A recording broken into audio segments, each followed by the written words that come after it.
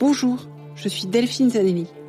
Bienvenue dans le podcast L'entreprise de demain, le podcast de tous les bâtisseurs du futur du travail. Celles et ceux qui le vivent, le créent, le questionnent et chaque jour le réinventent.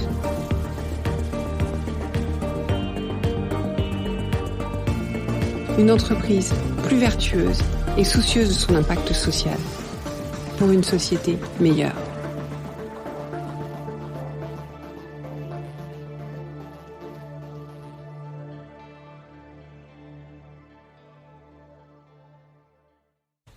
Bonjour, bienvenue dans ce nouvel épisode. Je suis ravie de vous retrouver comme chaque jeudi et tout particulièrement aujourd'hui pour vous partager, vous faire profiter de ce dont nous avons échangé lors de la dernière conférence des auditeurs et des auditrices du podcast de l'entreprise de demain. Alors pour cette dernière conférence, il y avait plusieurs invités, mais aujourd'hui je vais vous faire partager la proposition de Marie Robert. Marie Robert, qui est philosophe, plus connue sous le nom de Philosophie Sexy, qui est également auteure. D'ailleurs, je vous recommande son dernier ouvrage, Une année de philosophie, qui se picore, parce qu'en fait, elle a repris les posts, donc elle poste chaque jour sur Instagram, et elle a repris un ensemble de posts pour faire une année de posts. Et en fait, j'adore ce type de livre, puisqu'en fait, on peut les lire, on peut en lire un le matin ou le soir, et c'est un super compagnon. Je l'ai personnellement beaucoup offert, et ça a beaucoup plu. Et donc, Marie Robert, qui est aussi d'ailleurs directrice pédagogique en école Montessori, nous fait une proposition autour de l'optimisme responsable. Alors je vais vous raconter un petit peu l'histoire, le pourquoi du comment est-ce que je vous parle d'optimisme responsable aujourd'hui et à cette conférence. En fait, j'ai entendu Marie à la soirée des Bold Women Awards en novembre 2021 répondre à une question de Sophie Fontanelle, sur l'optimisme. Et elle a fait cette réponse sur l'optimisme responsable, que vous allez découvrir de manière plus élaborée aujourd'hui, qui m'a beaucoup parlé, que j'ai d'ailleurs partagé à l'époque sur les réseaux sociaux, sur LinkedIn en particulier aussi.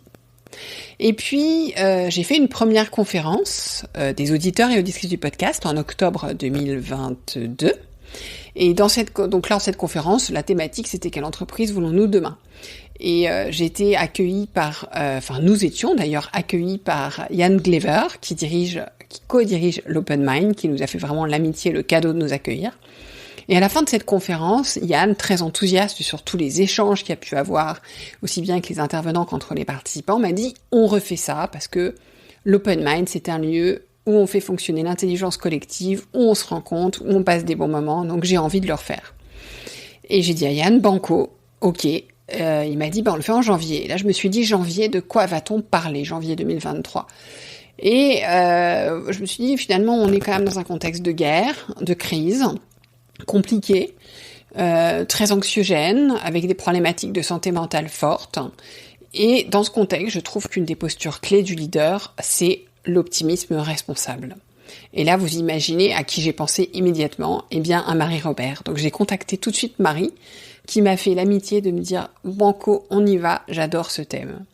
Voilà, donc la conférence qui devait avoir lieu en janvier a finalement eu lieu en février, donc vous avez aujourd'hui ce retour. Donc j'ai capté l'intervention de Marie. Elle a été complétée d'un débat que nous avons eu avec Caroline Elbaz, DRH d'Oracle France, que vous avez déjà entendu sur ce podcast, également de Yann Glever dont je vous parlais. Par contre, pour des problèmes de son, aujourd'hui vous n'aurez que Marie. Yann, malheureusement, je n'ai pas pu le capter, mais j'ai capté différemment Caroline, et à l'occasion, je vous partagerai également ses propos qui étaient extrêmement éclairants. Donc aujourd'hui, on va se concentrer sur l'écoute de la proposition de Marie, très complète, son regard de philosophe sur l'optimisme responsable. Et juste avant de vous laisser écouter l'épisode, je vous rappelle quand même deux choses essentielles. La première, c'est que ce podcast a maintenant une newsletter, les coulisses de l'entreprise de demain, qui sort une fois tous les 15 jours, et qui vous permet de tout savoir sur les coulisses, comme son nom l'indique, mais aussi de pouvoir que je vous fasse partager un petit peu mes réflexions, mes coups de cœur pour d'autres contenus ou podcasts, parfois corrélés très directement à l'entreprise de demain, parfois moins, mais qui me nourrissent aussi. pour aussi pouvoir vous partager ce qui va arriver. Et enfin, cerise sur le gâteau, quand je sors des podcasts minutes du lundi, et là je vous donne un scoop, je vais sortir une série prochainement sur les questions les plus compliquées, chaudes que vous vous posez en tant que manager, que j'ai recueilli auprès de nombre d'entre vous. Et donc dans ces épisodes assez didactiques, on a souvent envie de prendre des notes, et bien en fait ces notes je les mets dans la newsletter. Comme ça vous permet, quand vous l'écoutez en mobilité, d'avoir une trace. Et si vous voulez vous abonner à la newsletter, le lien est dans les notes de l'épisode.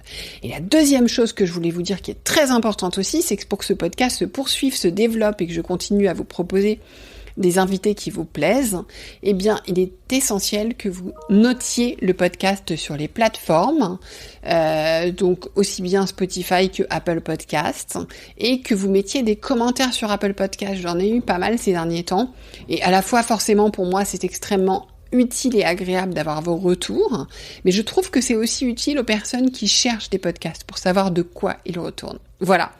Donc, assez parlé, je vous laisse écouter Marie. Je vous souhaite un excellent épisode et je vous dis à bientôt. Bonsoir à tous. Je suis toujours aussi surprise quand des gens acceptent de faire de la philosophie à l'heure de l'apéro. Déjà le matin très tôt, je suis surprise, mais encore plus. Donc merci de venir, de prendre ce temps-là pour effectivement essayer d'explorer une notion. Alors, avant de parler d'optimisme responsable, en écrivant, en préparant quelques notes, il faut déjà se mettre d'accord sur cette étrange notion qu'est l'optimisme. Alors, je ne sais pas dans quel état d'esprit vous êtes venu, je ne sais pas comment vous pourriez le définir, quel mot vous mettez sur l'optimisme, mais l'optimisme aujourd'hui n'a pas forcément bonne presse. Pourquoi l'optimisme n'a pas bonne presse ? Parce que voir la vie en rose ou le verre à moitié plein, aujourd'hui, n'est pas franchement dans la tendance du moment. Comment être optimiste face au chaos du monde ? Comment être optimiste face à l'urgence climatique ? Comment être optimiste face au déboire économique, face à la menace terroriste, face à tout ce qui, finalement, vient réduire notre espace et notre espace, justement, d'élan. Donc évidemment, être optimiste, et on en parlait tout à l'heure avec Delphine, notamment pour les jeunes générations, et je sais que c'est un sujet qui touche certains d'entre vous, c'est d'autant plus difficile parce que ça peut passer pour de l'inconscience. Alors la question qu'on va se poser ensemble ce soir et que je vous adresse aussi, moi je vais juste vous dérouler une histoire de la pensée, mais cette question elle nous concerne, c'est est-ce que être optimiste c'est un cruel manque de lucidité ? C'est ne pas être conscient justement de ces enjeux, ou est-ce qu'à l'inverse, c'est la seule posture qui vaille pour essayer de continuer, d'avancer, de bâtir, de réinventer, de déconstruire, de réinventer les systèmes. Donc moi, je vais juste me proposer, comme toujours, d'être le relais, puisque ça fait quand même 2000 ans qu'on réfléchit à des notions et toujours un peu les mêmes. Est-ce inquiétant ou est-ce rassurant ? Je n'en sais rien. Mais en tout cas, ça fait un certain temps qu'on réfléchit à ce thème-là. Donc pour commencer, juste pour, si on se demande ce qu'est l'optimisme, même si je pense que vous avez tous une définition, l'optimisme, ça vient tout simplement du latin optimum. C'est le moment où je fais en plus de l'étymologie et du latin à 19h. L'optimum, ça désigne chez l'être humain un état d'esprit qui est la perception positive du monde. Donc c'est littéralement, mot pour mot, percevoir le monde positivement. Point. Alors évidemment, donc on comprend que l'optimisme, si c'est percevoir le monde positivement, ça veut dire percevoir ce qu'il y a de meilleur dans le monde. Puisque ça ne veut pas dire que tout est bien, ça veut dire qu'on adopte un regard qui va pas se concentrer sur le câble qui manque, mais qui va se concentrer sur la jolie lumière, sur telle ou telle chose. Donc c'est une disposition à non seulement chercher la beauté, être capable de percevoir la beauté autour de nous, mais aussi à mettre de côté, effectivement, les embarras présents ou ce qui peut être problématique pour l'avenir. Donc, plus qu'une réalité, parce qu'il n'y a pas une situation optimiste. C'est ça qui est très curieux.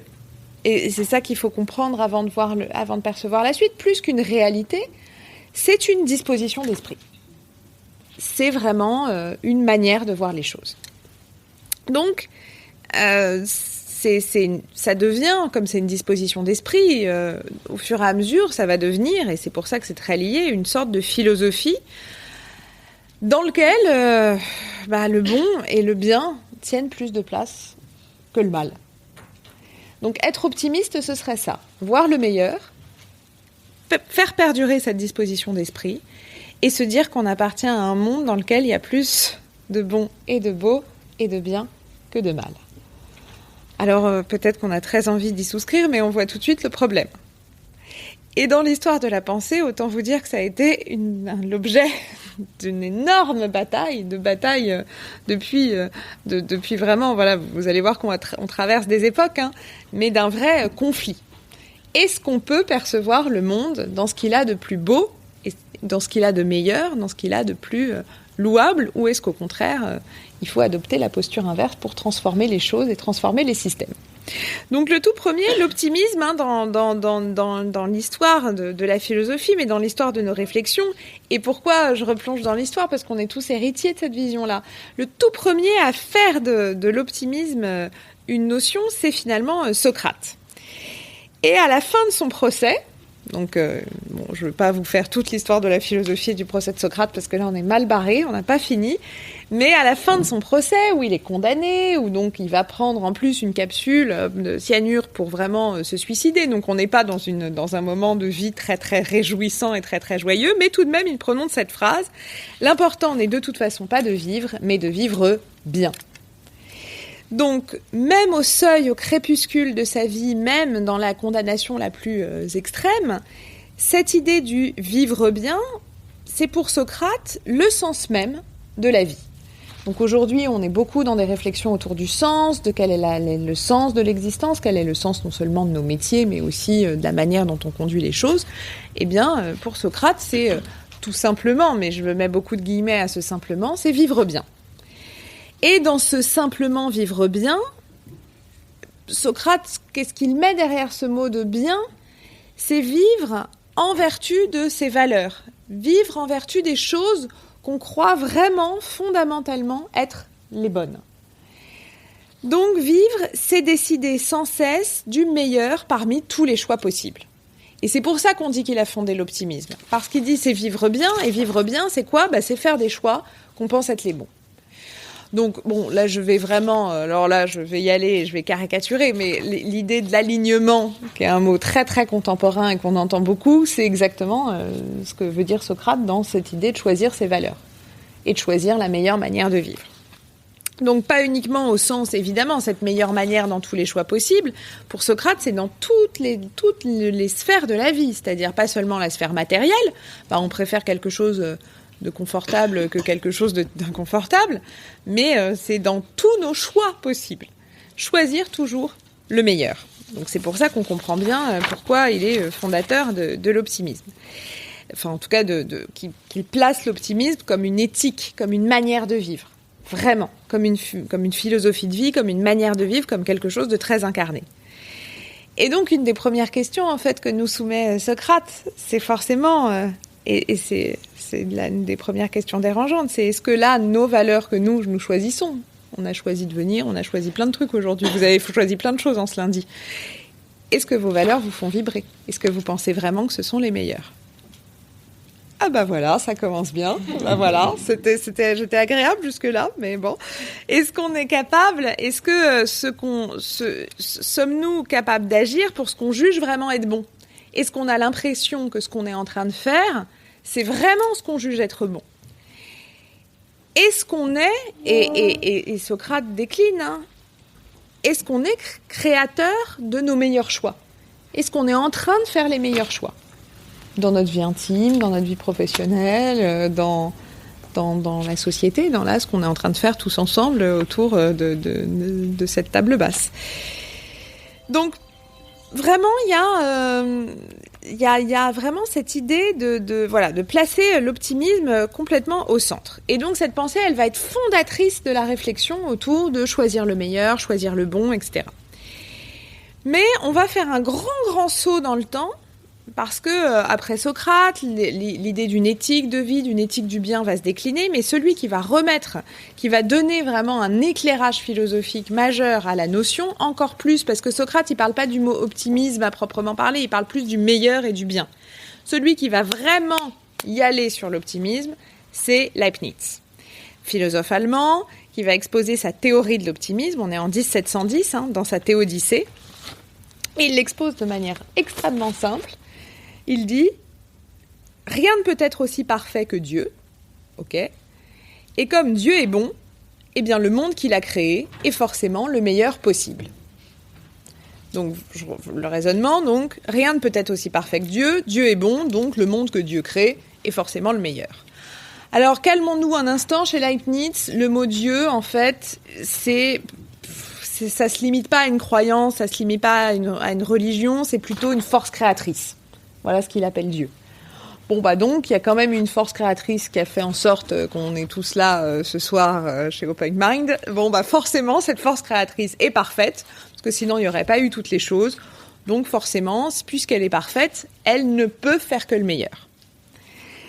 Alors, évidemment, cette théorie, elle va être critiquée, taillée, caricaturée, moquée, évidemment, parce que même si la logique même si ça semble logique et même si l'énoncé semble logique, évidemment, elle va non seulement beaucoup choquer, mais celui qui va le plus la caricaturer, et là je fais appel à vos souvenirs de terminale, c'est Voltaire dans Candide, qui va évidemment considérer que Leibniz, le jour où il a pu exprimer un truc pareil dans Théodicée et considérer que le monde est ce qu'il y a de meilleur, a dû omettre, et là a dû vraiment mettre les bonnes lunettes de l'optimisme, mais quand même mettre de côté 2-3 choses très dérangeantes.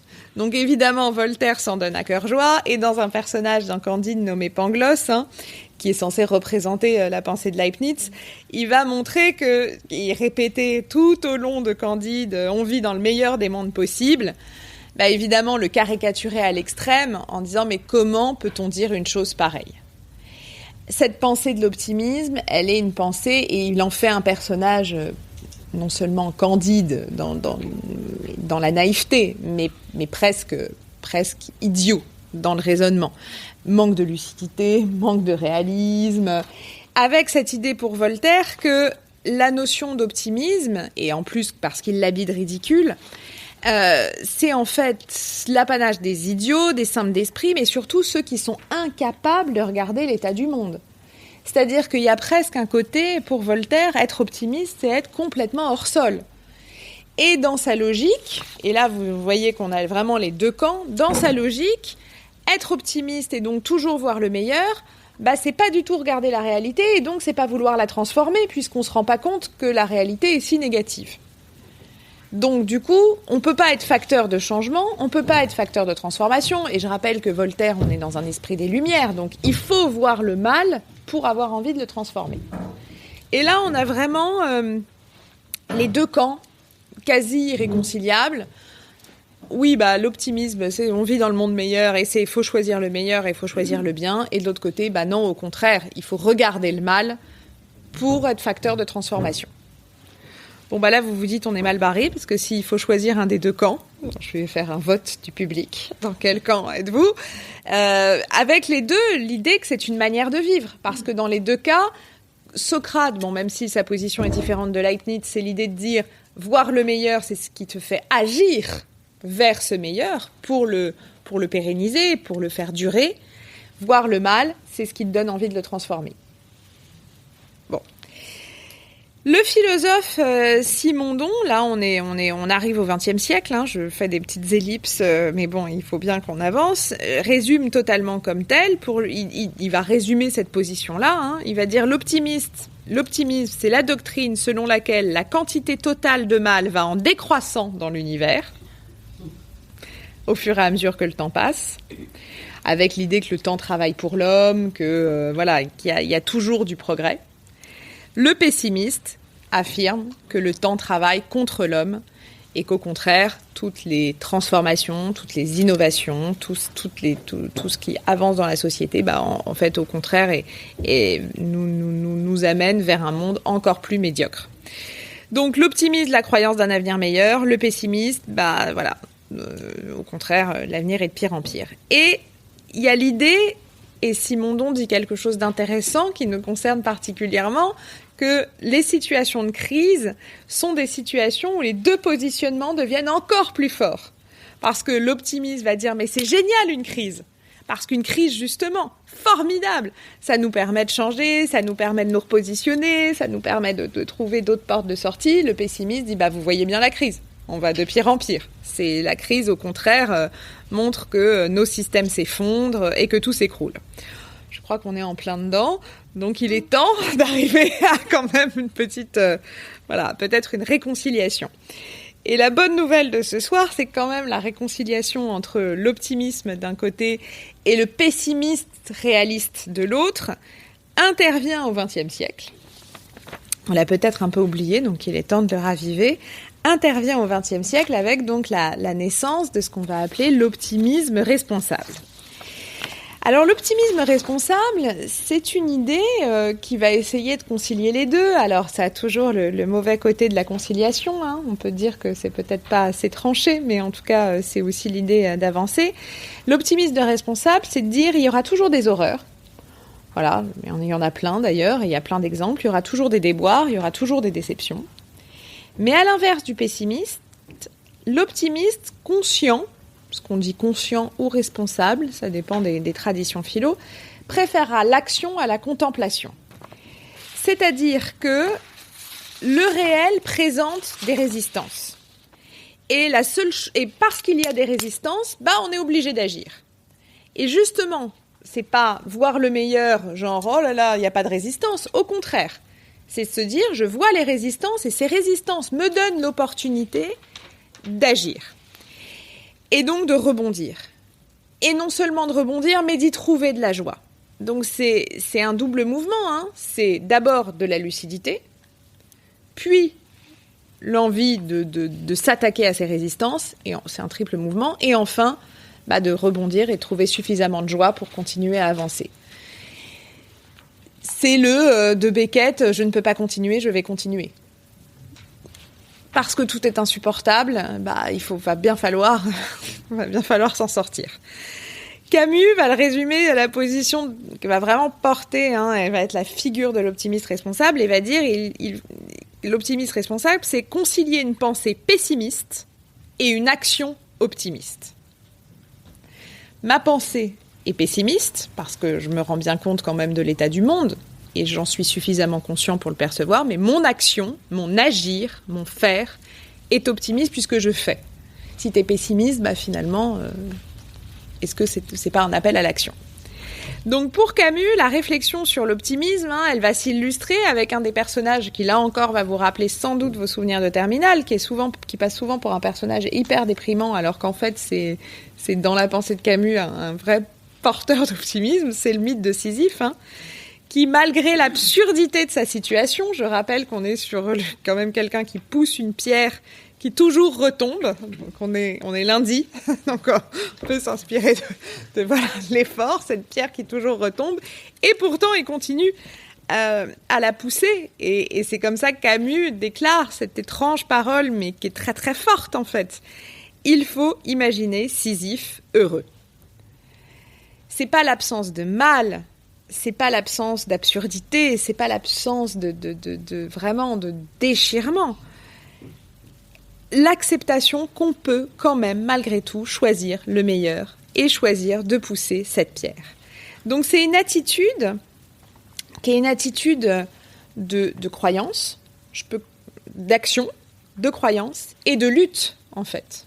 Parce qu'au fond, faut le tenir, quoi. Faut avoir envie de remonter son rocher en sachant qu'il va retomber. Donc c'est quelque chose, en fait, d'extrêmement fort et qui ancre vraiment les deux pieds. Donc c'est une attitude qui est presque proche de celle qu'on peut retrouver dans d'autres traditions. J'en ai pas parlé avant, mais presque dans celle des stoïciens, qui disaient, il y a des choses qui dépendent de ma volonté.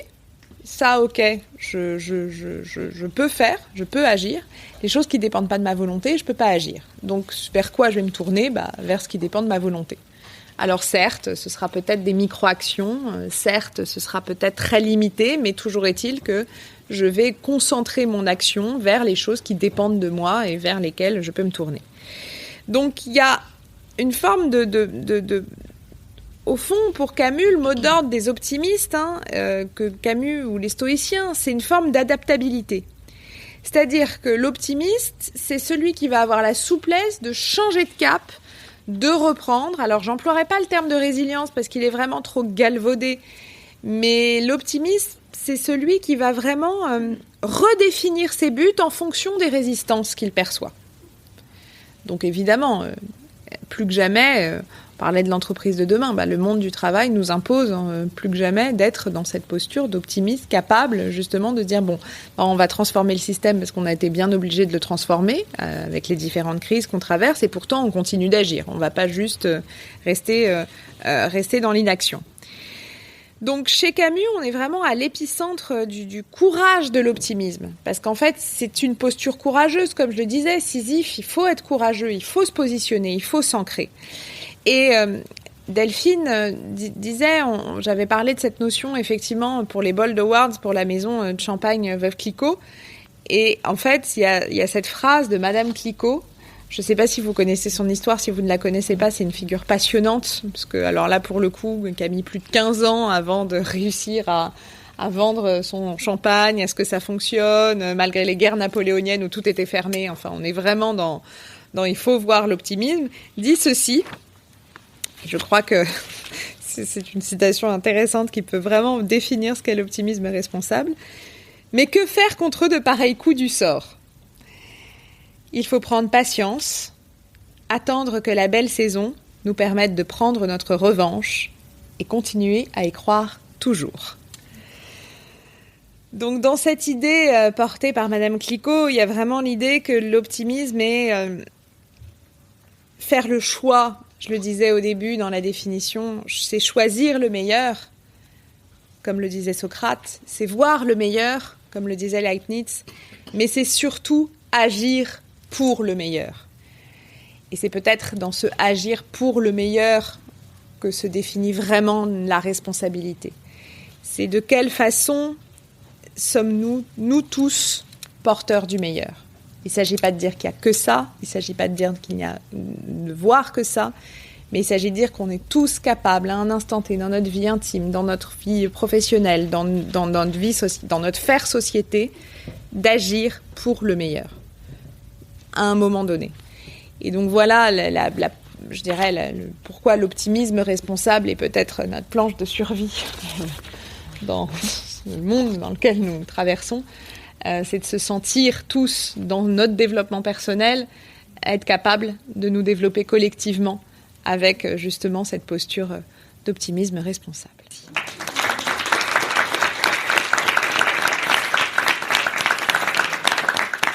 Merci pour votre écoute. J'espère que l'épisode vous a plu. Faites-le moi savoir en laissant des étoiles et des commentaires sur Apple Podcasts. Cela me permet de le faire connaître, le podcast, et m'encourage à le poursuivre.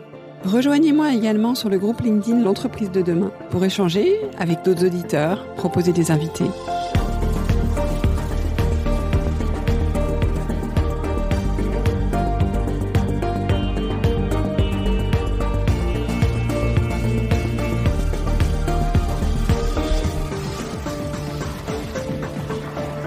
Je vous donne rendez-vous jeudi prochain pour un nouvel épisode. Cette série est produite par Delphine Zanelli et Ose Masterclass. Réalisation sonore Cyril Carillon et au micro Delphine Zanelli.